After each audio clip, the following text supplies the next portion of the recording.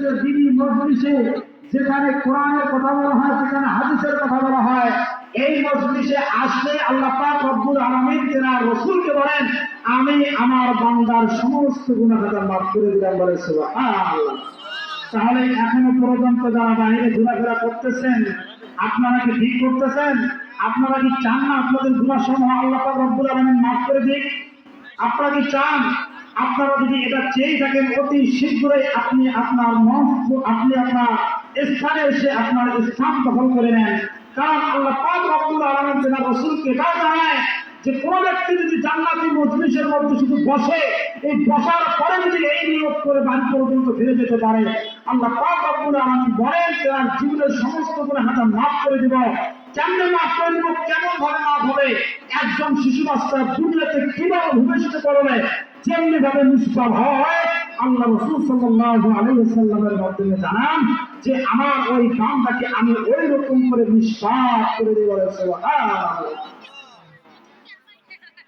তাহলে আপনারা কিছুদিন আছেন তো নাকি? আছেন তো? আমার সাথে আপনাদেরকে একটু মাঝে মাঝে লিল্লাহে তাকবীর দিতে হবে, লিল্লাহে তাকবীর দিতে হবে মাঝে মাঝে। তো আমি যে আয়াতখানা তেলাওয়াত করেছি, এই আয়াতে আল্লাহ পাক রব্বুল আলামিন পিতামাতার খেদমতের উদ্দেশ্য করে আয়াত নাযিল করেন। আর আমি সেটাই বলেছি, বর্তমান আমাদের দেশে এমন একটা জিনিসের অভাব, সে অভাবটা হচ্ছে পিতামাতা যদি একটু বিরুদ্ধ হয়ে যায়, সেই পিতামাতাদেরকে দায়িত্ব কাঁধে নিতে আমরা অসংখ্য অগণিত যুবক প্লাবন ও ছেলেপেলেরা এটা গ্রহণ করতে চাই না। কথা বলেন ঠিক কিনা? কথা বলেন ঠিক কিনা? আল্লাহ রাব্বুল আলামিন কোরআন কারীমের মধ্যে বলেন, ওয়াকাদা রাব্বুকা আল্লা তা'বুদু ইল্লা ইয়্যাহু ওয়া বিল ওয়ালিদাইনি ইহসানা। আমি আল্লাহ পাক রব্বুল আলামিন বলি, বান্দারে তোমরা সবাই মনোযোগ দিয়ে শুনে নাও। ওয়াকাদা রাব্বুকা আল্লা তা'বুদু ইল্লা ইয়্যাহু, আমি আল্লাহ পাক রব্বুল আলামিন তোমাদেরকে সৃষ্টি করেছি আল্লাহ তা'বুদু ইল্লা ইয়্যাহু, কেবলমাত্র একমাত্র আমি আল্লাহ পাক রব্বুল আলামিনের ইবাদত করার জন্য। আর এই ইবাদত যদি আমি ব্যতীত যদি কারো প্রতি তাগুদ দিতাম, তাহলে বান্দারা শোনো, আমি আল্লাহ যদি সিজদা পাওয়ার পরে, আমি আল্লাহকে সিজদা করার পরে যদি কেহ যদি সিজদার অধিকার লাভ করতে পারত, আমি যদি কাউকে যদি অধিকার দিতাম, তাহলে ছেলে সন্তানদের জন্য তার পিতামাতা সিজদা পাওয়ার অধিকার পাইত। কিন্তু আমি আল্লাহ পাক রব্বুল আলামিন এই কথা বলি নাই, বলেছি আমার ইবাদত করো, আমার পায়ের মধ্যে তোমরা সিজদা করো। বলেন সুবহানাল্লাহ। সম্মানিত ভাইরা আমার, পিতামাতার ইবাদত করতে বলছেন, এই ইবাদত ওই ইবাদতের কথা মতো নয়। এই ইবাদত হচ্ছে ওই ইবাদতের মতো, ইল্লা ইয়্যাহু ওয়া বিল ওয়ালিদাইনি ইহসানা। বান্দারে তোমরা যখন শৈশবকালে যখন তোমরা জন্মগ্রহণ করেছো, এই জন্মগ্রহণ করার পরে তোমার কোনো অস্তিত্ব ছিল না, তোমাদেরকে ছেড়ে দিলে তোমরা এটা কিভাবে চলতে পারতে না। তোমরা জন্মগ্রহণ করার পরে তোমার মায়ের স্তনকে তুমি নিজে বের করতে পারতে না। পারতেন কি আপনারা? কিন্তু লক্ষ্য করলে দেখা যায়, আজকে একটা গাভীর বাচ্চা হলে, একটা ছাগলের বাচ্চা হলে দেখা যায় তার জন্ম দুনিয়াতে আসার পরে তার মায়ের প্রধান কোথায় আছে এটা কিন্তু দেখে দিতে হয় না, ঠিক কিনা? কিন্তু মানুষ দুনিয়াতে আসার পরে তার মায়ের স্তন কোথায় ধরিয়ে ধরিয়ে দেখে দিতে হয়। কথা বলেন ঠিক কিনা? এইরকম দয়া করলেন আমাদের পিতামাতা। এই জন্য আল্লাহ পাক রব্বুল আলামিন উক্ত আয়াতের মধ্যে বলেন, বান্দারে যেমনি ভাবে তোমাদের পিতামাতা তোমাদের উপরে ইহসান করেছে, দয়া করেছে, ঠিক তেমনি ভাবে বৃদ্ধ বয়স্ক কালে তোমরা তোমার পিতার উপর এরকম করে ইহসান করো, বলেন সুবহানাল্লাহ। ইহসানটা হবে এরকম, পিতা মাতা তোমাকে শৈশবকালে কাপড় দিয়েছে এক পিস, তোমাকে বৃদ্ধ বয়স্ক কালে তোমার পিতাকে কাপড় দিতে হবে 2 পিস। এটার নাম ইহসান। এটার নাম কি? এটার নাম হচ্ছে ইহসান। তোমার বাবা তোমাকে দুনিয়ায় তুমি আসার পরে তোমার বাবা তোমাকে লেপ দিয়েছিল এক টুকরা, লেপ দিয়েছিল একটা শীতকালে, তোমাকে দীর্ঘ বয়স্ককালে তোমার বাবাকে কি রকম করে দিতে হবে, লেপ একটা দিলে হবে না। প্রয়োজনে বর্তমান আবিষ্কৃত জাতির দ্বারা তাদেরকে আমাদেরকে ইহসান করতে হবে। কথা বলেন ঠিক কিনা? এটার নাম হচ্ছে ইহসান। তোমার বাবা তোমাকে 1 টাকা দিয়েছেন, তুমি 2 টাকা দাও, এটার নাম হচ্ছে ইহসান। কিন্তু আমরা আজকে পিতা মাতার উপরে ইহসান করি, এই যুবক ভাইরা করি। আমাদের ইহসান হয় না। যা হয় আল্লাহ রব্বুল আলামিন বলেন, তোমরা যদি তোমাদের পিতা মাতার গুরুত্ব বোঝা রাখতে না পারো, তাহলে তোমরা অভিশপ্ত পিতা মাতার সন্তান হিসেবে আখ্যায়িত হবে। কালকে আমাদের মাঝে আল্লাহ রাসূল বলেন, 3 শ্রেণীর মানুষ আল্লাহর জান্নাতে প্রবেশ করবে না। 1 নম্বর হচ্ছে পিতামাতার অভিশপ্ত সন্তান। পিতামাতার অভিশপ্ত সন্তান কারা হবে? এই যে দেখেন, আমাদের এক সময় কোনো অস্তিত্ব ছিল না, দুনিয়াতে আসলাম, আসার পরে আমরা মেয়েটা কিভাবে চলতে পারতাম না, খাইতে পারতাম না, এটা কিভাবে হাঁটাচলা করতে পারতাম না, কথা বলতে পারতাম না। আমাদেরকে কথা বলা শিখাইলেন কে? আল্লাহ আমাদেরকে কথা বলা শিখাইলেন কার মাধ্যমে? আমাদের মায়ের মাধ্যমে, আমাদের বাবার মাধ্যমে কথা বলা শিখাইলেন। কথা বলা ঠিক কিনা?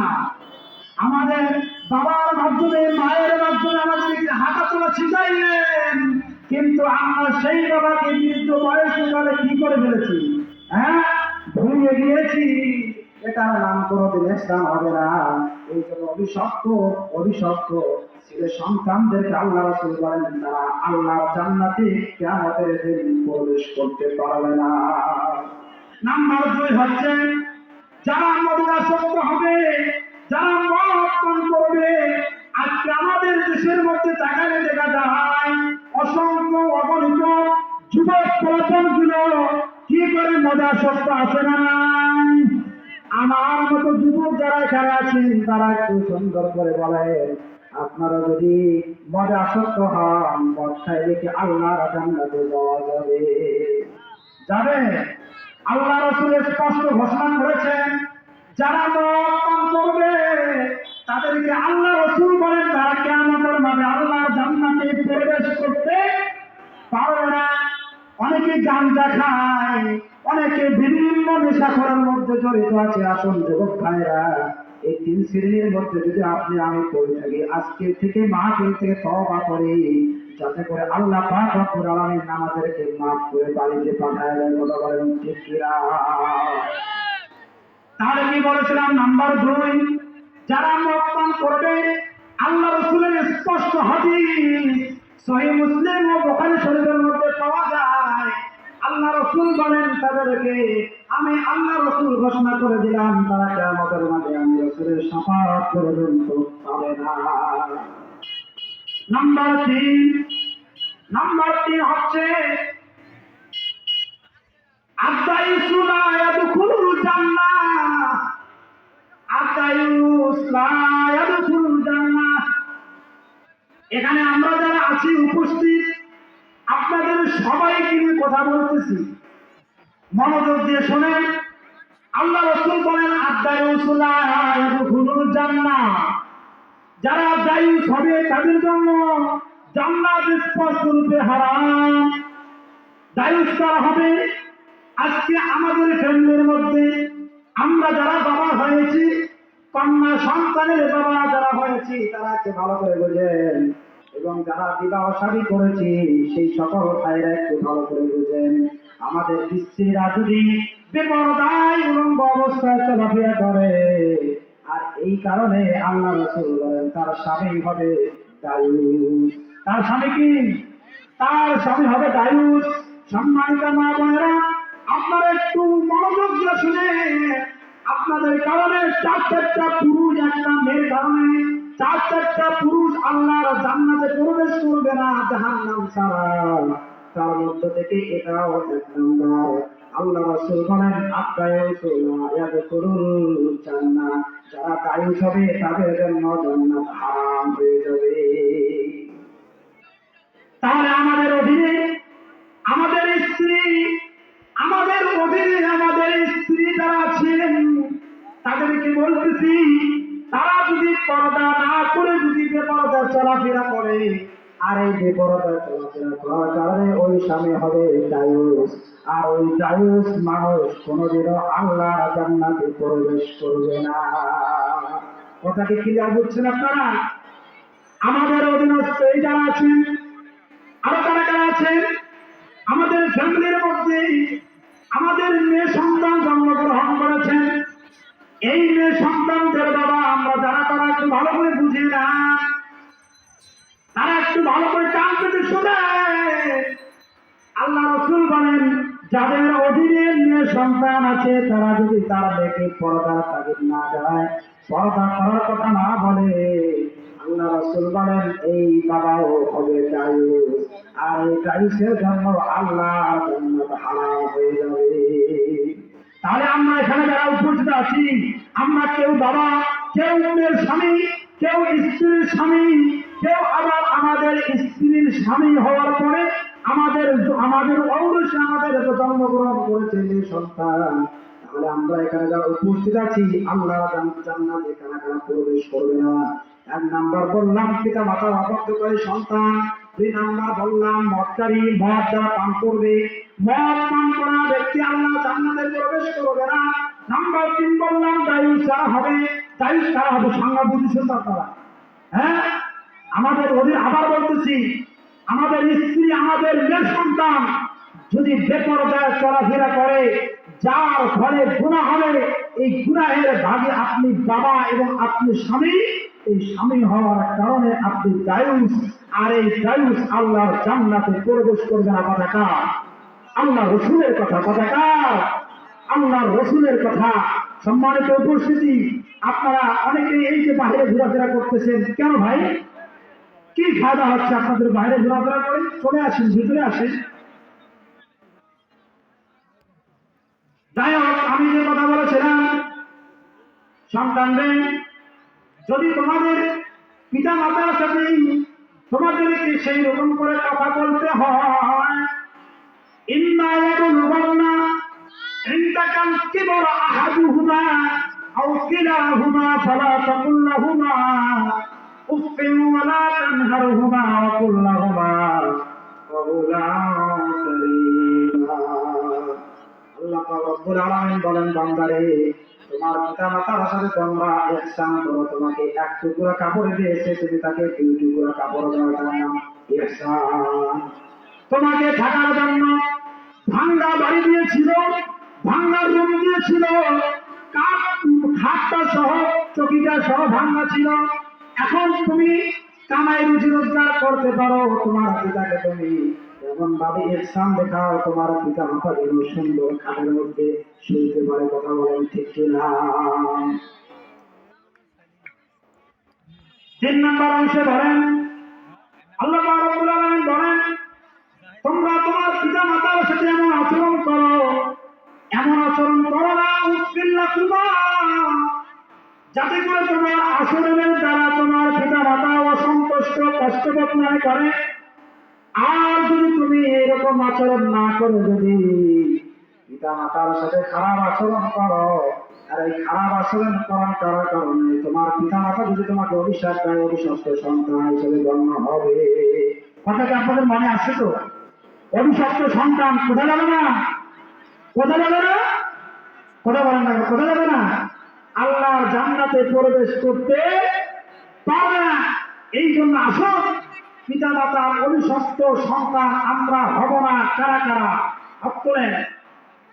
ইনশাআল্লাহ আজকের থেকে আমরা তওবা করলাম, পিতা মাতার অভিশপ্ত সন্তান আমরা কেউ হতে চাই না। পিতা মাতার সাথে সদা সর্বদা সবসময় আমরা এমন আচরণ করব যে আচরণের দ্বারা যেন পিতা মাতা দোয়া করে আমাদেরকে যেন কাল কিয়ামতের মাঠে আল্লাহ পাক রব্বুল আলামিন মাফ করে এত পরিমাণে জ্বালান জ্বালাইছে, এই জ্বালান জ্বালানোর পরে আল্লাহ রাসূল মুসা আলাইহিস সালাতু ওয়াস সালাম একদিন না একদিন কিন্তু বিজয় লাভ করেছে। কথা বলেন ঠিক কিনা? শেষ পর্যন্ত মুসলমানদের বিজয় হয়েছে। কথা বলেন ঠিক কিনা? আজকে বাংলার জমিনে যারা আমাদেরকে অপব্যবহার করে তাদের কাজে পর্যন্ত লাগানোর অপচেষ্টা করেছিল, আজকে মুসলমানদের চেষ্টায় মুসলমানরাই সফল হয়েছে। কথা বলেন ঠিক কিনা? আজকে আমরা বাংলাদেশে একবার স্বাধীন করে নেই, এই বাংলাদেশকে আমাদেরকে রক্ত দিয়ে জীবন দিয়ে লড়াই করে জিহাদ করে আমাদেরকে বাংলাদেশকে তোমার আমাদেরকে স্বাধীন করতে হবে। কথা বলেন ঠিক কিনা? আর আগামীতে আমরা এইরকম বাংলা দেখতে চাই না। কথা বলেন ঠিক কিনা? এইরকম বাংলা আর আমরা দেখবো, আর পরাধীনতা ভাবে আমরা থাকতে চাই না। একটি কথা না বললে নয়, আজকে এই পূর্ব গোলমনটা আদর্শ পালন মাহফিল গত 2 বছর আমি দেখেছি, এখানে মাহফিলের কার্যক্রম সমস্ত ওকে হয়ে গেছে। মাহফিল চলবে, মাইক পর্যন্ত বেরিয়েছিল। স্বৈরাচার শাসক হাসিনার কৃষকরা প্রশাসনের মাধ্যমে এই মাহফিলকে বন্ধ করে দিয়েছিল। কথা বলেন ঠিক কিনা? আজকে আমরা স্বাধীনভাবে কথা বলতে পেরেছি। এইরকম করে আমরা আগামী দিনে তো ভবিষ্যতে চাই, আসি না ইনশাল্লাহ? চাই তো আমরা ইনশাল্লাহ। আমরা এমন একজন ব্যক্তিকে ক্ষমতা বসাবো, যে ব্যক্তি আল্লাহ ভীরু, খোদা ভীরু, যে ব্যক্তির মধ্যে চুরির কোনো মামলা নাই, যে ব্যক্তির মধ্যে রাহাজারি কোনো মামলা নাই, চেরার কোনো মামলা নাই, অত্যাচারের কোনো মামলা নাই, অন্যায়ের কোনো মামলা নাই, সদা সর্বদাই আল্লাহ ভীরু একজন মানুষকে ক্ষমতা যদি পৌঁছাতে পারি, তাহলে আমাদের দেশ তখনই সোনার বাংলাদেশ হবে, যতক্ষণ পর্যন্ত আমরা আল্লাহওয়ালা ব্যক্তিকে ক্ষমতার মস্তদে বসাতে পারবো না। কথা বলেন ঠিক কিনা? আল্লাহ পাক রব্বুল আলামিন আমাদের সবাইকে আল্লাহ ভীরু আল্লাহওয়ালা ব্যক্তিকে ক্ষমতার মস্তদে আল্লাহ পাক রব্বুল আলামিন এমন একজন ব্যক্তিকে যেন কালিমার পতাকা যেন হাতে তুলে দেয়, যেই পতাকা আল্লাহ পাক রব্বুল আলামিন হযরত মুহাম্মদুর রাসূলুল্লাহ সাল্লাল্লাহু আলাইহি ওয়াসাল্লামকে মদিনার মধ্যে দিয়েছিলেন। এইরকম আশা আমরা চাই না? চাই তো ইনশাআল্লাহ? ইনশাআল্লাহ। যাই হোক, সম্মানিত উপস্থিতি, এই মুসা আলাইহিস সালাতু ওয়াস সালামের জামানায় একজন কাফের ছিল, এমন একজন কাফের, যে কাফেরের নাম আমরা সারা পৃথিবীতে তালাশ করবো, কোন